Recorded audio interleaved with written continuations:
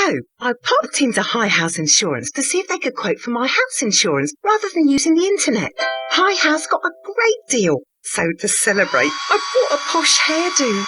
It made me look beautiful, gorgeous enough to become a highly paid model. I then won Celebrity Big Brother. I had an affair with an MP. Now I'm promoting a doll of me that says, "Cool blimey, you're well fit." Happy things happen when you talk face-to-face with High House Insurance. See if we can beat your home insurance quote from the internet. Find us on the High Street, Selsey, or call 606 552. Hello and a warm welcome to Manhood Internet Radio. I'm Tony Wiener, your host for this show. We will start the programme this week with Alison's review of what's on in the area, and that will be followed with the answers to last week's quiz. Tracy from Local Life will give us an update on plans to close the mobile refuse collection services in the area, which is proving to be very unpopular, of course. She also has an interesting article on the East Wittering local history work. Al Keith will be talking to David Andrew about his professional carpet cleaning service, as well as his wedding and other photography activities. We will then finish the show with our Mr. Quiz Kevin, who poses another set of brain teasers. Okay, so let's start the show, and it's over to Alison for a roundup of what's on in the area. Hello there, and welcome once again to our weekly look at what's going on in Selsey and the surrounding district. First of all, on Wednesday the 20th, the National Blood Transfusion Service will be here. They'll be at the Selsey Centre from 2 until 4:30, and then again from 5:30 until 7:45. Also in town we have J. Miller's Circus at Mill Lane, adjacent to West Sands Holiday Park. There's a large free car park there, and performances are at 4:30 and 7. On Thursday the 21st of July, we have LINK, which stands for Ladies in Contact. They meet at 7:15 in the evening at St. Peter's Church Hall, and their speaker this month is Margaret Henderson. She's going to be talking about smuggling along the south coast. Members new and old will be very welcome to that. Also on Thursday, Selsey Town Council are organising a community workshop. They're intending to invite representatives from local community groups and agencies to what they're saying is an interactive workshop in order to share resources, ideas and experiences and help us understand better how to support our community. It's being held from 5 until 7 at the Town Hall. Light refreshments will be provided. If you'd like to go, you need to contact Sam Tate. You can ring her on 605 803.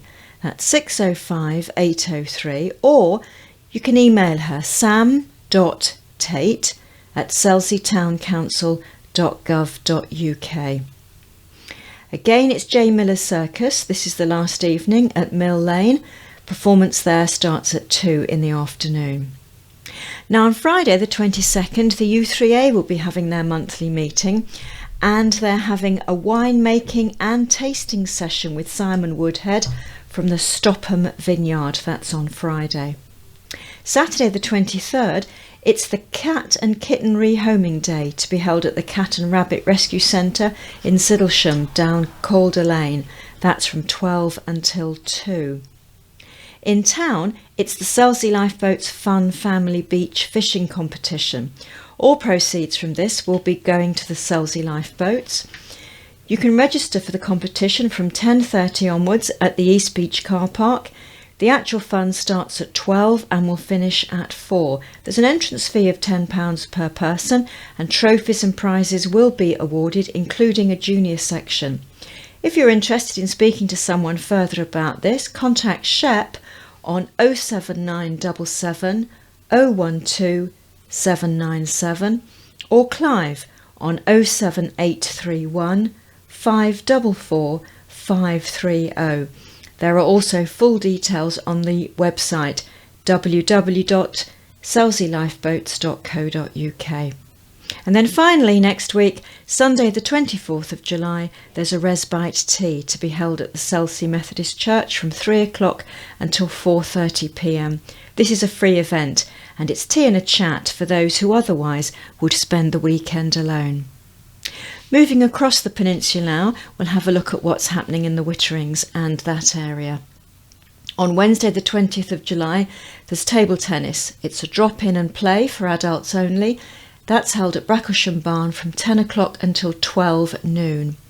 Also, it's CBT motorcycle training at Bracklesham Barn from 9 until 11 in the morning, followed by gyrokensis with Jen from 10 until 12. You can do belly dancing with step inside at Bracklesham Barn from 1 until 2, and then short mat bowls at the barn from 2 until 4. And if that's not enough exercise for the day, finish the day with Zumba with Louise at the barn, 6:30 until 7:30. On Thursday the 21st, it's the chance for the little ones. There's a Busy Bugs toddler gym to be held from 9:15 until 12:15. Then in the afternoon there's a Keep Fit class at East Wittering Village Hall from 2 until 3. If knitting and sewing is more your thing, try the Stitch and Yarn at Wittering's Medical Centre from 10:30 until 12:30 on Thursday. Or there's a Knit and Natter at the East Wittering Library from 10 until 12:30. There's also an art group, the Wittering's Master Art Group, which meets from 10 until 12 at the West Wittering Memorial Hall. West Wittering also has short mat bowls from 10 until 12, 2 until 4 and 7:30 until 9:30. That's held at the West Wittering Memorial Hall. If you're interested, speak to Maggie, 673-231. Another event on Thursday the 21st is the Kids Art Group with Anita. That's held at Bracklesham Barn from 4:30 until 5:30. And there are the two youth clubs meeting on Thursday.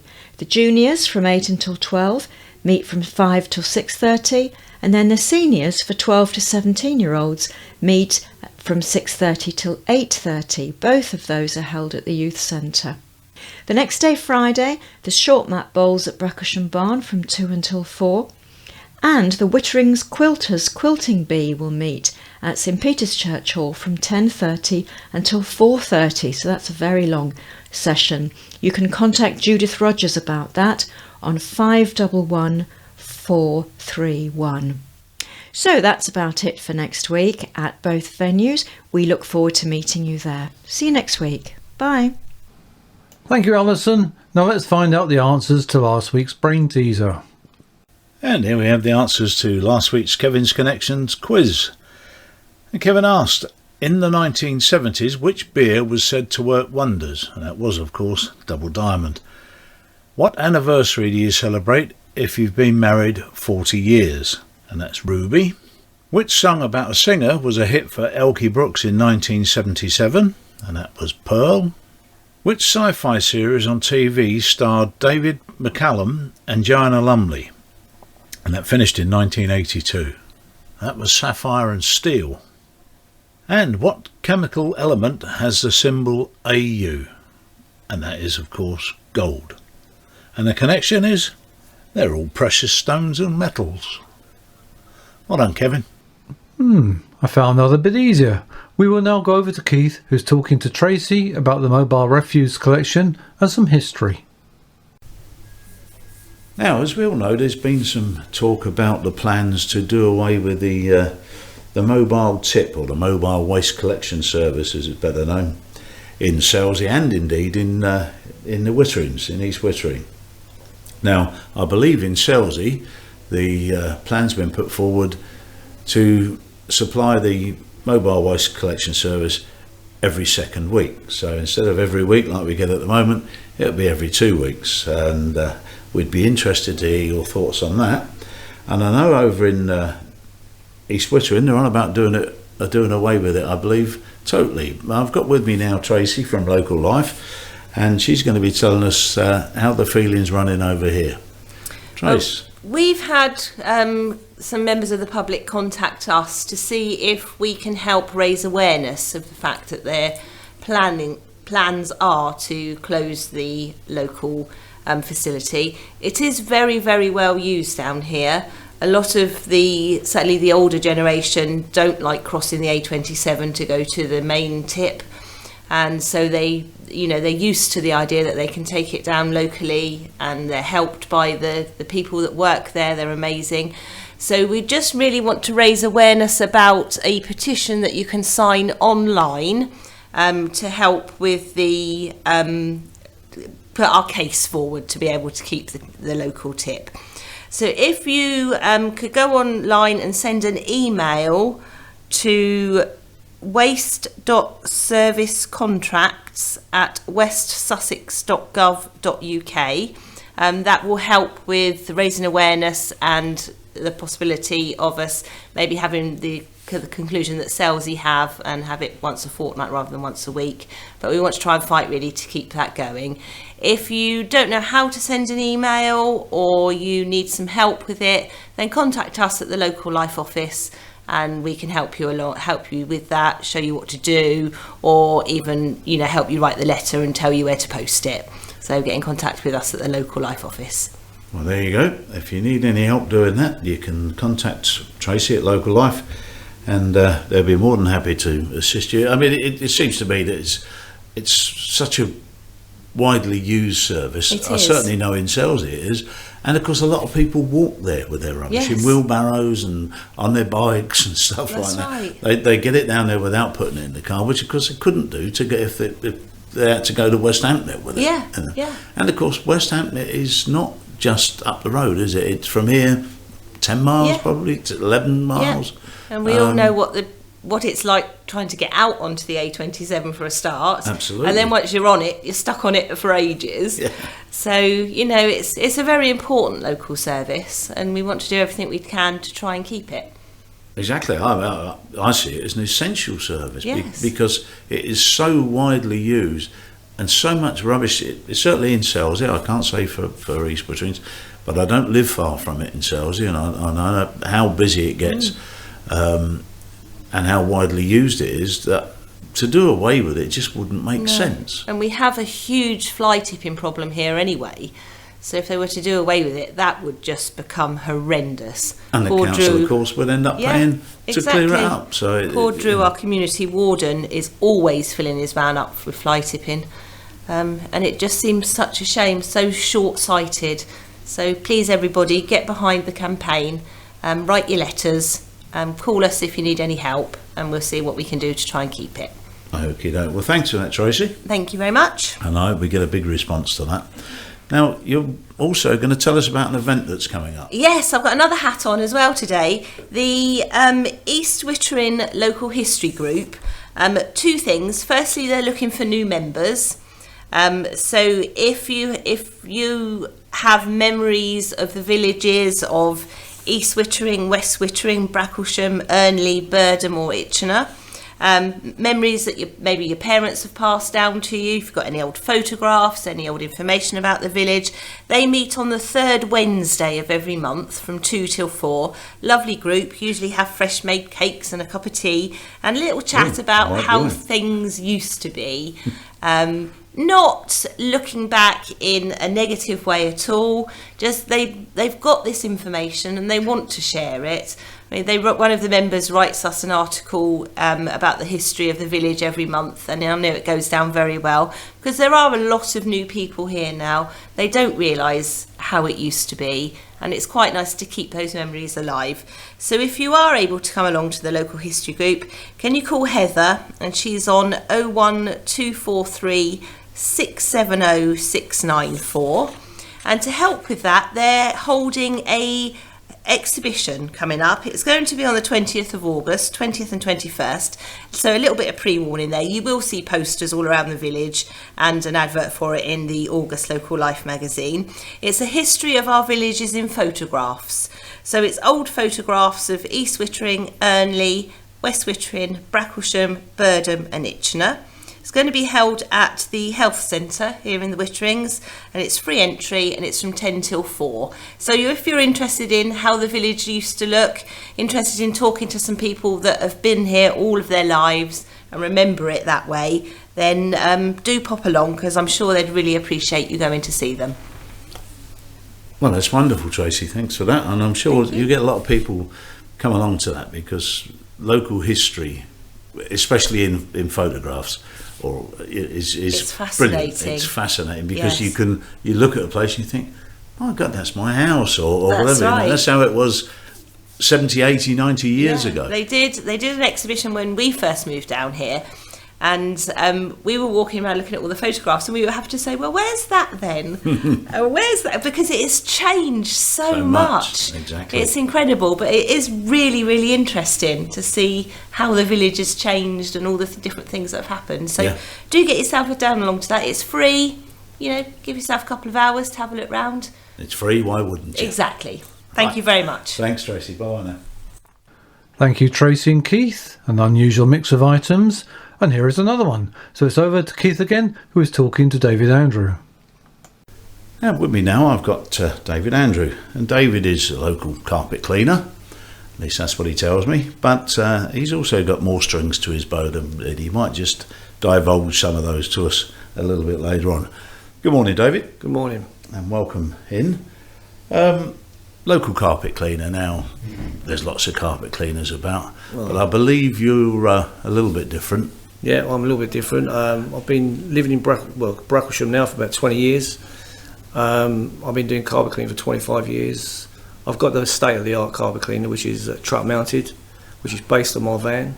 Now, just to put this into some sort of perspective, you can go and hire a carpet cleaner for a few bob down one of the DIY outlets. How much would it cost to go and buy yours? If you was to buy my machine, which is truck mounted, you're talking about 15,000, I suppose. Yeah. And that's just for the machine. That's just for the machine. Then what happened? Well, I did buy the machine, and then it wouldn't fit in my van, so I had to buy another van for it. So it did cost me a lot of money in the end, but it's paid for itself. Yeah, I mean that's why you got it. It's in the business, but it's a bit of a specialist equipment and not just a carpet cleaner that you get from the DIY store. So many people have got this picture in their head of a Hoover type thing that vacuums it up as well, and that's what every carpet cleaner in the world uses. Yeah, but of course it's not. No. So there we go. We'll put you down as professional carpet cleaner. I'm a professional. Then. Yes, Absolutely. I'm professional. Yeah. Now, you've been doing it for 20 odd years. Yeah. In this area. 20 years down in Bracklesham. I come from Surrey, but I had it in Surrey as well. And do you just do this area now? I do. I just cover Bracklesham, Wittering, Selsey, Pagham, Chichester, all that area. Around about, I suppose, about 20 miles radius of Bracklesham, really. It's nice to keep it local. Everyone knows me locally as well. Yeah, and of course, local businesses, comes by word of mouth more than. Well, this is it. And the reason people phone me is because, dry time is like 2 to 3 hours dry time. If you hire a machine out, you're talking maybe 8 hours, maybe the next day. And yours is dry in 2 or 3 hours. 2 or 3 hours. Yeah. Very big powerful. difference. And the machine, not only that, it's just that the noise of the machine is out in the van. So it doesn't come off the van. Your machine stays where it is. It stays where it is in the van. I run a hose from the van into the property. The vacuum, all you hear is a vacuum, and the noise of the machine is outside. So it's not in your house. Brilliant. So you could really carry on going about your business or watching your favourite programme on the telly or something while you're working around. But it's got a 150-foot hose, so I do apartments as well. So some people are a bit scared when they see all these hoses hanging outside the balconies and all that, but it's just me cleaning carpets. And how far can you go with your hoses? I go 150 foot. If I want to go more, I can go up to about 200 feet before I lose any suction. So it's still that powerful, yeah. It's very impressive. It is from good, what I know, but it sounds very impressive to me to be able to run that distance. It does, and it cleans carpets well as well. The vacuum is so powerful. That's why it doesn't leave it wet for so long. Now, most people, of course, if they get a stain on a carpet indoors, they don't bother to call a carpet cleaner. They'll have a go at it themselves, won't they? And you hear all these stories. But if you spill red wine on the floor, tip white wine on it, that'll do it. It does work. I've known someone to throw gin on the stain before, and that didn't come out. I'd rather sit and drink the gin and phone the insurance company, but that's me personally. And of course, on the market there are countless products.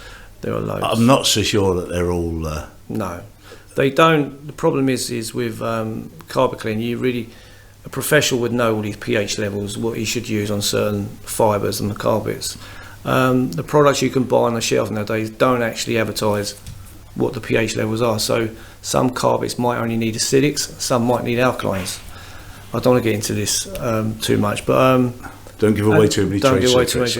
But the problem is with these products is I can walk into a property now and look at a carpet and I know straight away that someone has used something on the stain. If they use a certain products out there, what it does, it actually bleach. It's got bleach in it and it actually sets the stain, which puts a block on it, so it makes it quite difficult for me to get through that block to get to the stain. So people phone me up now, I always say to people, phone up your local carpet cleaner, get a tip first before you, or some sort of advice before you go out and buy some products off the shelf. It will be just as cheap for you to get a local carpet cleaner to come in to get that stain out, then you go and buy a cut of cans off the shelf. Yeah, or buy a carpet. To be honest, hire a carpet cleaner from a. If you're hiring a carpet cleaner, you really need to know what you're doing, because it's all about breaking that stain down before you can actually remove it. Yeah, and of course it's important what type of fibre it is. Exactly, if yeah. If it's a wall carpet, wall carpets, everyone loves wall carpets, but they're so expensive. They don't like the sunlight, they don't like the heat, they don't like too much water. I don't like wall carpets because once they're wet they smell horrible. But no. Like a shampooed dog. You got it. You said it. You said it. But anyway, I mean, your carpet cleaning business is what you do mainly for your living, and you know, but you do diversify a little bit. Yeah. And I believe you do wedding photography and other photography. Yeah, I've been a photographer for just over 20 years now. I do a lot of wedding portrait photography as well. I teach photography. I've got a studio down in Burdham with a partner of mine. We both teach photography, and also I teach Photoshop, the editing side of it. I do the local schools nursery pictures, portraits, which I like doing. You know, sometimes I do up to about 30 children and people go, man, how can you do 30 children? But when they're in a classroom, they're so well behaved. Yeah. And it runs smoothly, yeah. They're not like that when they go home, but no. When they're in the classroom. But I love teaching photography as well, because it's nice to get someone coming into the studio, just bought a camera, haven't got a clue, and then walk out. That'd be me, you see. Yeah. I bought a camera, no idea, still don't know how to use it. No. It's been hung up in the cupboard now for, I don't know, 4 years, something like that. Wasn't a fortune, £250 or whatever, that sort of thing. And I always said I was going to learn how to use it properly. Yeah. But some people have a natural eye for what makes a good photo. Oh, Christ, yeah. And some people don't. And I'm one of those. But it's just nice that we teach people to actually know the settings on their camera, basically. So that rather the camera be in control and on auto, we actually tell people, teach them how to become in control of the camera. We do a lot of photography holidays as well. We're doing the Scotland in October. All right. Yeah, we've got about 10 people booked on that. So just landscape photography. I love it. It's my passion. And I do carpet cleaning. That pays the bills. But I have this passion as well, which in a few years it will probably overtake the carpet cleaning. Which probably just as I retire or something. Yeah. But then of course your passion will become your job. Yeah, and then the shine goes off. It does, you're right there. Yeah. All the time, it's a hobby, it's a passion. The minute it becomes your job, well, maybe the shine goes off. It does a bit, yeah. I mean, you're so busy teaching. I don't really get time to go out and take some pictures, landscape pictures myself. That's how it becomes at the moment. But it's nice that you are busy, and of course around the area, there's opportunity for a lot of fabulous photos, especially as we see published on Facebook quite regularly. People have been out snapping with their everything from a phone to a very expensive camera. And you see them all on there, and that's what really peeves me. Is when somebody goes out with a phone and takes a wonderful picture that I couldn't go out and take with my camera that cost a few bob. The phones today, the technology with these phones today are really good. You can't beat them. But and of course Photoshop can be fun. Yes, Photoshop. I do teach a lot of Photoshop. I've got a couple of classrooms to do next week. I have to travel up to Surrey. I hire a hall up Surrey, and I do some Photoshop up there. It's a lot of people. They like to do a bit of fun with it, editing with their images. No cheating, but just like enhancing their images. And I teach them. But there's so much you can do. Oh, of course, It's a little bit like me with sound software. It's just there's so much you can do. It's just finding out what you can do. This is as much fun as actually being able to do it. Well, I teach people how to use all the tools in there. Sometimes you have to do a little bit of cheating. I've done a portrait just before Christmas, and 12 people came to have their portrait because it's Mum's 70th, and they liked this particular shot, but she wasn't smiling right. I don't know how the mother's supposed to smile. So, but she found another shot she liked, so I had to take the head off that one and put it on that one. And she didn't notice any difference. Probably will do now. It's it's remarkable what you can do. Oh yeah, Christ, but, as I say, learning to be able to do that is part of the fun. And it keeps the brain going. Oh, absolutely, yes. Well, thanks for coming in. That's no problem. Thank you. Telling us a little bit about you. Because I just got to ask you. I mean, your day job, carpet cleaning, and people think, well, it's just a regular day job. But there must be some unusual stories you could tell us. Now, I know it's very, very difficult, but I'm going to ask you, what's the strangest one you've ever had? Well, there's a few actually. The recent one I had, I was on my way back from Pagham, and my wife takes my calls, and she said, there's an emergency clean for you down in Chichester. I said, all right, okay. And she didn't actually tell me what it was until I got there. The guy said to me, my wife's just given birth. She was supposed to go in the hospital, but didn't make it. I went, oh, okay. But when I went upstairs, it was just, blood. Yes. The good thing is blood is easy to get out of carpets, provided you haven't used any products. If you've used products, it just goes pink and then it just sets. It's impossible. But they were really nice, and they were really sort of embarrassed. Nothing to be embarrassed about, absolutely. These things happen, You can't stop kids coming when they're ready. Well, no, that's exactly right. But I'd done it, and I got the whole lot out, and he was quite impressed with it, and his wife was like relieved actually that I've actually done it. And we wish that couple good luck wherever they are. Yeah. So the baby girl, £9 I think it was. Wow. Which was a big one. Exactly. But that was the recent one I had. I've had a few, but I mean that's the recent one I can remember. Well, I don't think they come much stranger than that. No, at least for your sake, I hope they don't. No, so it's not always just the usual. I always get people once a year just to freshen up, but these emergencies happen, Yeah. But they done the right thing. They called me. Well, actually, their midwife said, "Call a professional. Don't touch it." Well, whoever that midwife was brilliant, because if they did, it wouldn't have come out. Well, we wish that couple well, and we wish you well as well. Thanks so much. And not too many strange happenings going on for you, we hope. And we'll obviously come back to you in a few months and catch up and get some updates. See if anything stranger has happened. Oh, thank you very much. Thanks very much. Cheers. Now, if people want to contact you, David, how are they going to do that? Now, is that for carpet cleaning or Photoshop? Or photography? Well, for all of it, or any of it. For carpet cleaning, you can. My phone number is 01243 672 734, or visit the website, which is cleanlivingpropertycare.co.uk, or for photography training is imbercourtphototraining.co.uk. Okay. Well, I'm sure they'll be knocking at your door. Thank you very much. Thank you. Very interesting, thank you, gentlemen. So it's now that time when we challenge you with another tricky test. So over to Kevin. Hi, we go across to Kevin now for this week's quiz. What have you got for us, Kevin? Well, hi, it's Kevin the Quiz with this week's Connections Quiz. 5 general knowledge questions, but what connects all the 5 answers? You want 5 answers to questions and the connection. Right, question number 1.